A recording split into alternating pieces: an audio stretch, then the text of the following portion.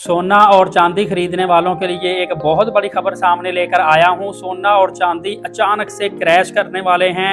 दुनिया के बड़े बड़े ताजर अब गोल्ड खरीदने की बजाय मुख्तलिफ दूसरी कमोडिटीज़ की तरफ तवज्जो दिला रहे हैं। इसके अलावा तेल का भी बहुत बड़ा बुहरान पैदा हो चुका है। गोल्ड और सिल्वर क्रैश हैं। 2025 में सबसे ज़्यादा गोल्ड और सिल्वर की कीमतें आसमानों पर गई हैं। 5,75,000 रुपये पर तोला के हिसाब से पाकिस्तान में गोल्ड था और चांदी कह रहे थे 30,000 के करीब आएगी, लेकिन अचानक से ये 3-4 दिनों के अंदर अंदर ईद के आगे पीछे ही बहुत बड़ा क्रैश आ चुका है। ये तारीखी बुलंदी के बाद अब सोना क्यों गिरा है, असल वजह भी सामने आई है। अब माहरीन की बहुत बड़ी पेशगोई 2026 के हवाले से है कि गोल्ड ऊपर जाता है या नीचे जाता है। दोस्तों, आपको बताता चलूं कि इस वक्त सोने चांदी की कीमतों में आर्जी कमी नहीं हुई, बल्कि मौजूदा एक कंडीशन के हिसाब से कमी वाक़या हुई है।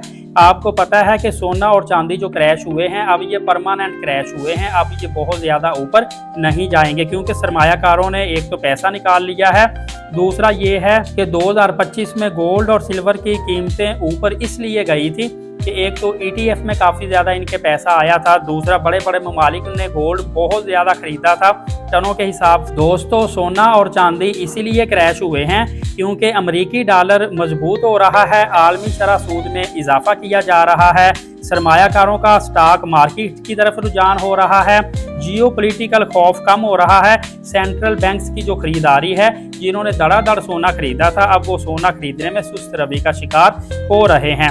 और जब शरह सूद बढ़ती है तो सरमायाकार सोने की बजाय बैंक और बांड को तरजीह देते हैं। कुछ लोग ये भी कह रहे हैं कि ये गोल्ड और सिल्वर जो है ये मुकम्मल क्रैश नहीं हुए, ये एक छोटी सी करेक्शन ले रहे हैं। उसकी वजह ये बता रहे हैं कि दुनिया भर में कर्जे बढ़ रहे हैं, महंगाई मुकम्मल कंट्रोल में नहीं है, आलमी सियासी कशीदगी जो है अब भी इस वक्त मौजूद है।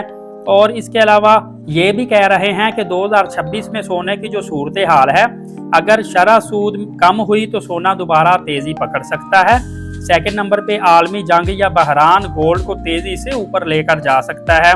थर्ड नंबर पे मैशियत मजबूत हो रही है और कीमतें कुछ अरसा कह रहे हैं कि रेंज में भी रह सकती हैं। और अभी सरमायाकारी के हिसाब से अगर आप सोना या चांदी खरीदना चाहते हैं तो सजेशन आपको बेस्ट यही है कि एक तो एक साथ बड़ी आपने खरीदारी नहीं करनी, दूसरा आप स्टेप बाय स्टेप खरीदारी करें, थर्ड नंबर पे लंबे अरसे के लिए सरमायाकारी करने का सोचें, और नंबर 4 पे आपने टेक्निकल और फंडामेंटल एनालिसिस लाजमी कर लेना है। मतलब आपको कुछ ना कुछ समझ होनी चाहिए। दोस्तों, मजीद भी आपको मार्केट के हवाले से अपडेट देता रहूँगा। एलीट साकिब यूट्यूब चैनल को सब्सक्राइब कर लीजिएगा, वीडियो दूसरों तक शेयर भी कर दीजिएगा।